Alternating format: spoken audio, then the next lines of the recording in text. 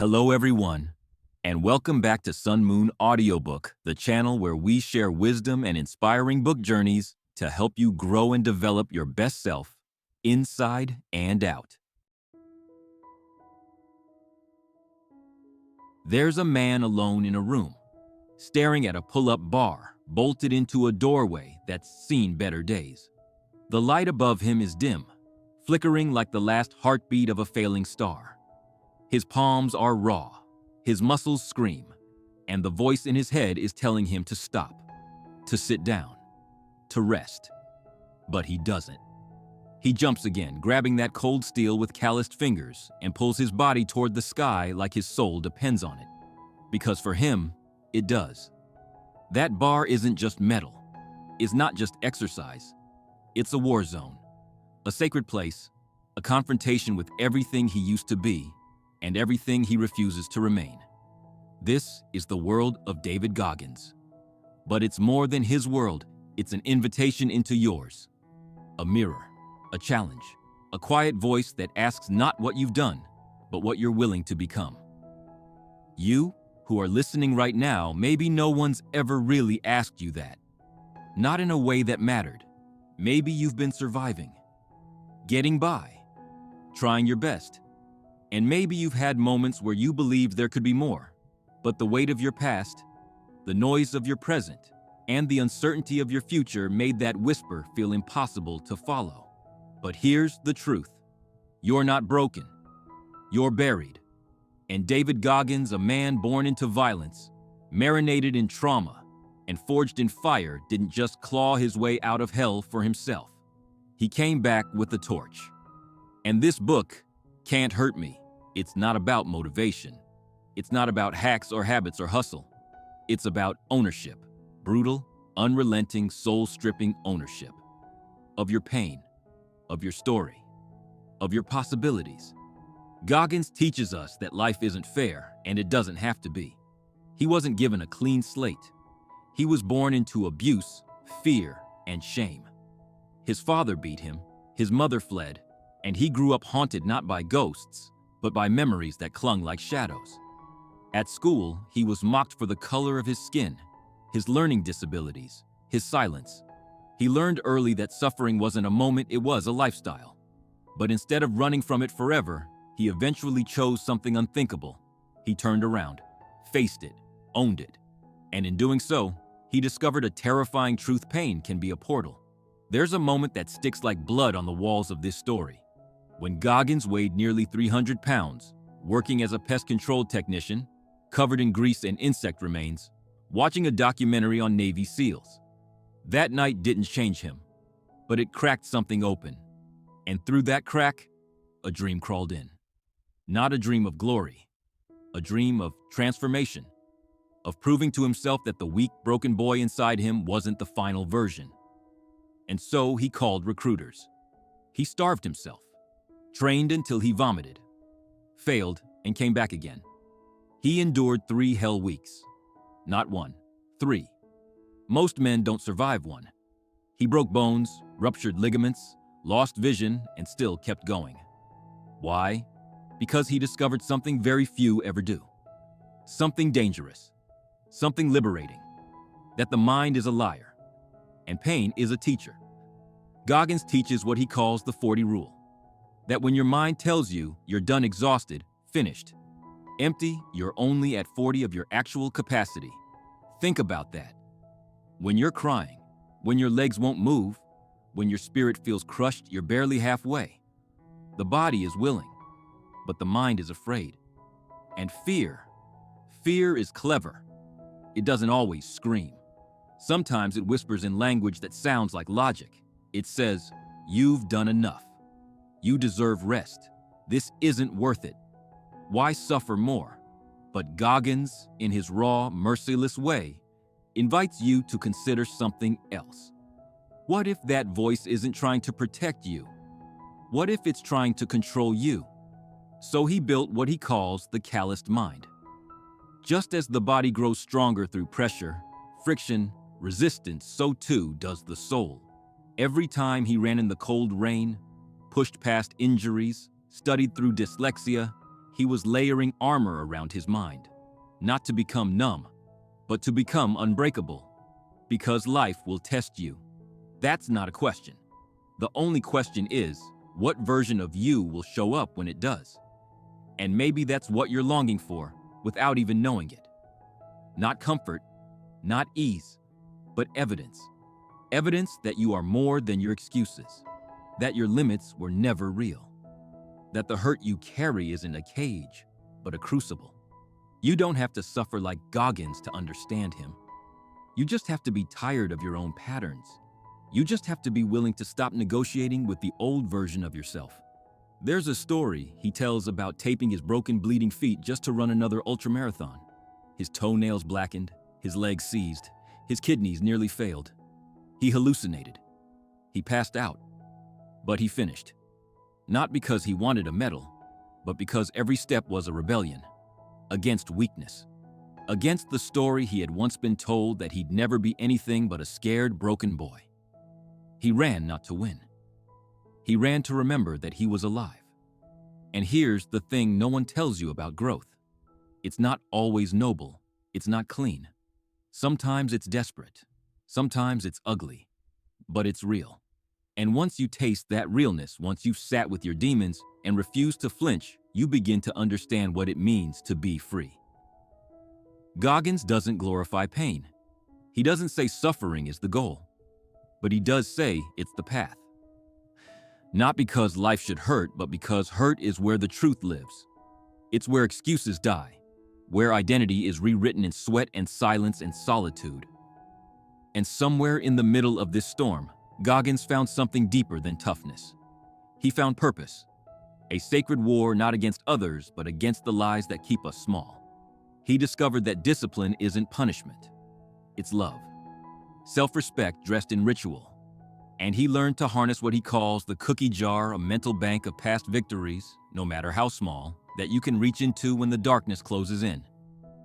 A reminder that you've overcome before, that the storm isn't stronger than your spine. And maybe you've never named your own cookie jar, but you've got one too. Even if it's dusty, even if it's hiding in some quiet corner of your memory, that time you got back up when no one thought you could. That time you stayed kind even when your heart was breaking. That moment you didn't quit. That choice to show up when everything in you wanted to disappear. These are your trophies, not for the world to see, but for you to remember. You, who are listening right now, you've been building resilience your whole life, whether you've called it that or not. And that's what Goggins returns to again and again, this brutal honesty with self. No sugarcoating, no pity. He calls it the accountability mirror. And it's not a metaphor. It's a real mirror he stood in front of every single night, writing down the truth in sticky notes. Not affirmations, not hype, but truth. You're fat, you're lazy, you're lying to yourself. Most people would run from that kind of confrontation. But Goggins used it as a scalpel, slicing through denial until all that remained was the raw material of who he could become. This isn't about self-loathing. It's about self-honor. It's about looking yourself in the eyes and refusing to lie anymore. Not because you hate who you are, but because you know there's more. Because you've glimpsed it, felt it, maybe once in a flash, maybe just long enough to doubt your own limits. And that flicker, that's what he wants you to chase. Not perfection, progress, ownership. There's a kind of courage in this book that doesn't scream. It's not the Hollywood version. It's not Instagram ready. It's lonely. It's quiet. It's 4 a.m. runs in freezing rain. It's studying when your brain feels like concrete. It's walking back into pain, eyes open, fists unclenched, and choosing not to be defined by it. Choosing, instead, to become the one who breaks the cycle. Because there's always a cycle of weakness, of trauma, of excuses, of this is just who I am.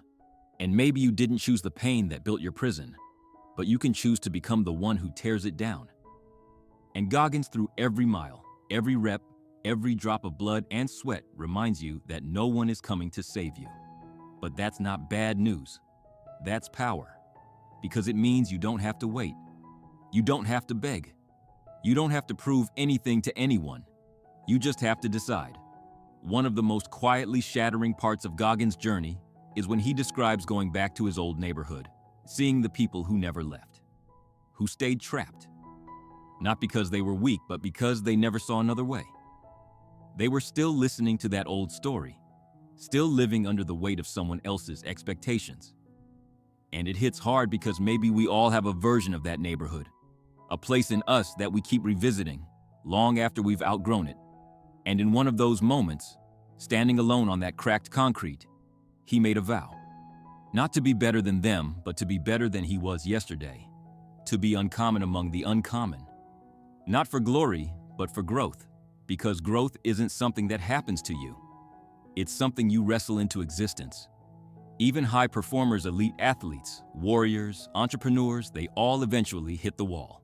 Not just physically, but emotionally, psychologically. And that's when the voices creep in. Goggins reminds us that even greatness doesn't protect you from doubt. That's why Kobe Bryant studied obsessively. Why Serena Williams trained when no one was watching. Why Steve Jobs was relentless with details. It's not obsession, it's ownership. That same accountability mirror, just wearing a different face. And in one of the most honest parts of Can't Hurt Me, Goggins admits that even after all the pain, all the success, all the transformation, the darkness didn't disappear. The voices didn't vanish, but he had changed his relationship to them. They no longer dictated who he was. They became fuel, not chains. That's the shift. The pain doesn't go away, but it stops owning you. There's a moment soft and almost hidden where he shares a memory. It's the only one that comes close to peace. Sitting outside, legs battered, sipping a milkshake after a brutal run. And in that quiet, after all the noise, he felt something that wasn't pride, but presence. A stillness that said, "You gave everything." And for a man who once felt worthless, that feeling that knowing is everything. And maybe this is where it turns. Not with more effort, but with more presence. Not with rage, but with resolve. It's time to take inventory, not of your achievements, but of your choices. Where are you still negotiating with fear? Where are you still waiting for permission? Who told you that you had to stay in your lane? Who convinced you that the past defines the possible? Let them go. Because you, sitting there listening to this voice, you're carrying so much more strength than you know.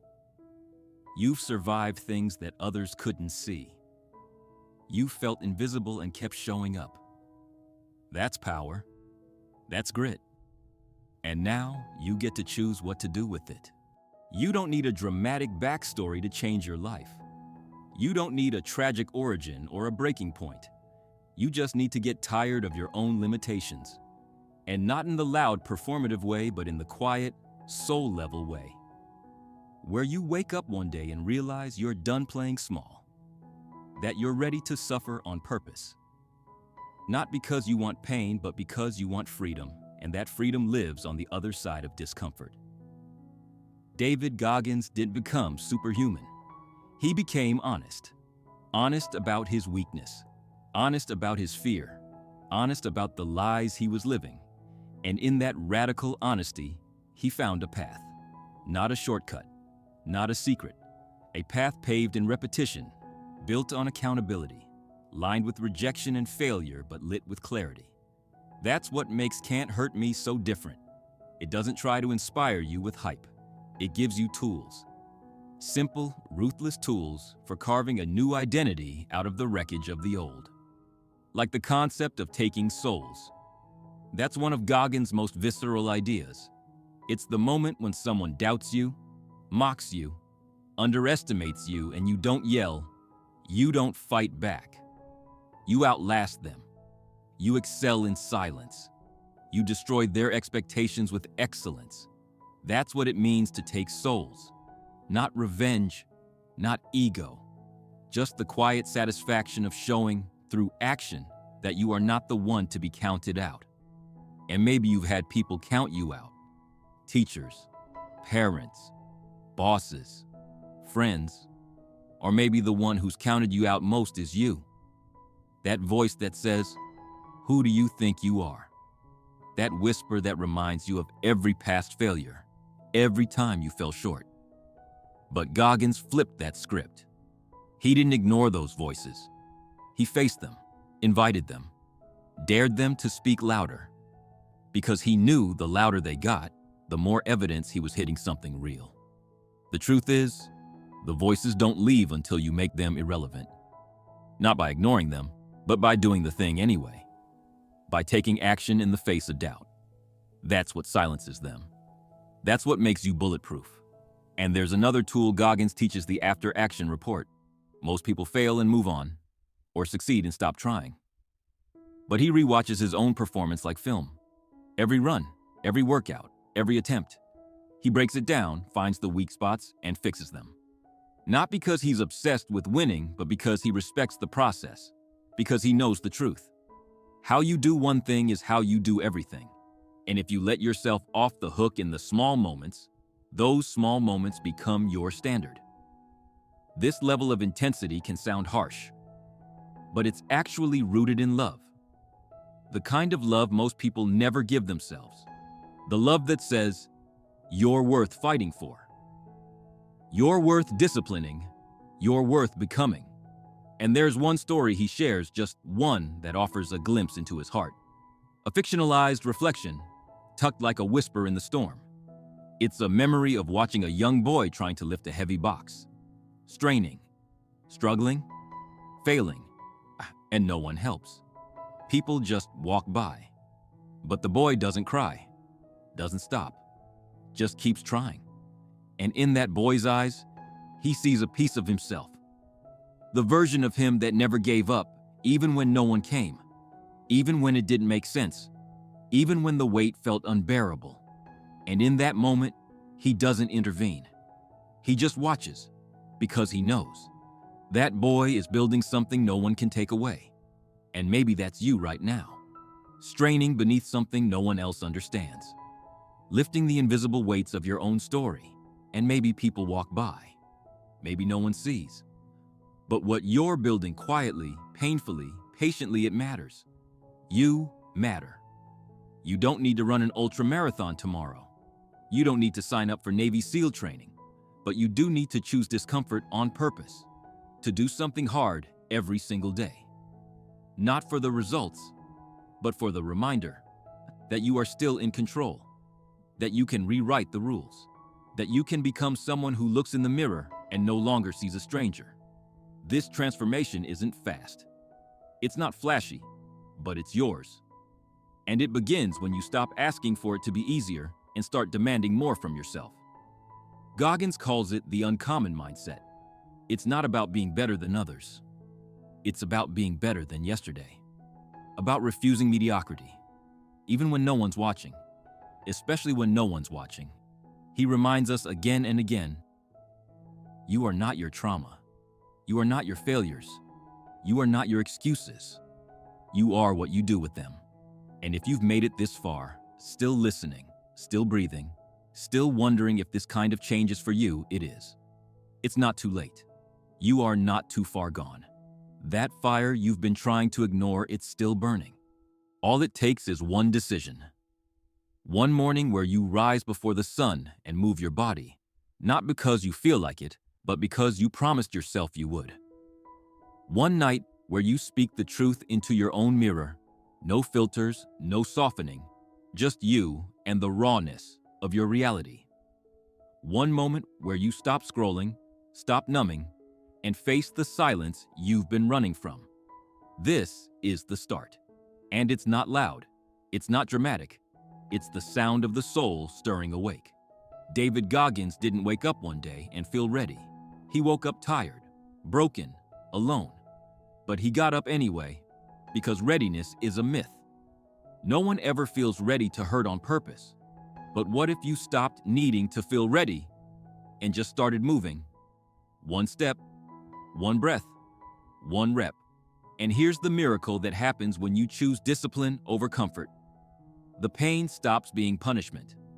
It becomes permission to change, to grow, to leave behind everything that made you small. This is the secret Goggins discovered, bleeding through his socks on mile 70. That when you lean fully into the hard, you don't just endure, you evolve.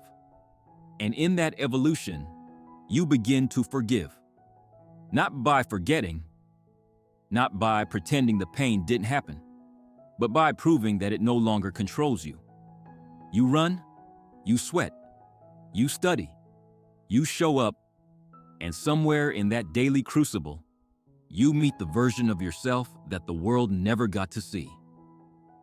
The one buried under shame, under fear, under failure. You meet the one who was always there, waiting. And when you meet that version, you begin to build a new story. One that isn't shaped by what happened to you, but by what you chose next. And every small act of courage, every quiet choice to go further, becomes a sentence in that story. Until one day, you look back, and the distance between who you were and who you've become is so vast, so sacred, it takes your breath away. Goggins doesn't promise ease. He promises clarity. He doesn't promise peace. He promises strength. The kind of strength that can sit with pain without turning away. That can stand alone when no one believes. That can run when the world says walk, and rise when everything in you wants to collapse. And maybe that's the real message behind Can't Hurt Me. Not that life will stop hurting, but that you can become someone it can't destroy. So what does that look like for you, really? Maybe it's a 5 a.m. run in shoes that have seen better days. Maybe it's opening a book instead of an app. Maybe it's confronting a conversation you've avoided for years. Maybe it's simply whispering to yourself, I am not done. Whatever it is, do it. Not because you'll feel good after, but because you'll feel real. Because at the end of the day, Goggins didn't become who he is through applause. He became him in silence, in the grind, in the invisible, uncompromising pursuit of growth. And now he hands that path to you. Not as a rule book, but as a question. Who are you willing to become when no one's watching? And if you falter, and you will come back. If you fail, and you will come back. Because this isn't about being flawless. It's about being willing. Willing to bleed for your own liberation. Willing to look foolish in the name of transformation. Willing to stay when others quit. Willing to believe that your life is worth this level of effort. You've got one life, and what you build with it is up to you. The past is not your prison, unless you decide to lock the door. So here's your invitation, not from me, not even from Goggins, but from the part of you that's been silent too long. Pick something hard today. Do it on purpose. Something that makes your hands shake a little. That wakes up your lungs. That dares your mind to argue. And then do it again tomorrow. And the day after that. And when your body says stop, remember that's just 40. You've still got so much left. And maybe, just maybe, months from now, years from now, you'll look in the mirror and see someone you don't recognize, not because they're new, but because they're true. Finally, fully, fiercely, this journey won't make sense to everyone, and it doesn't have to. It only has to matter to you. You who are listening. You who have carried so much. You who are still here. Let today be the beginning of something ruthless and tender. Something sacred and strong. Let it be the day you decided you could no longer be hurt by your past, because you were finally building your future with your own hands. And when it feels too much, too dark, too lonely, remember this. Seeds grow in silence. Mountains form under pressure. Diamonds are made in the dark. And you are becoming something unshakable. If this message stirred something in you, if it lit even a single spark inside your chest, don't let it stay there. Share it. Let someone else feel less alone. Like this, save it. Comment your truth. What part resonated? What are you going to do with it? Your words matter. Your voice matters. And there's someone out there who needs to hear that you chose growth. That you chose yourself. Follow for more. Not because you need another voice, but because this one believes in you. Fiercely, quietly, relentlessly. And now, go. Go be the storm. Go be the silence. Go be the one who refuses to break. And may you wake tomorrow with sore muscles and a quiet fire in your bones, the kind that says, "You can't hurt me anymore."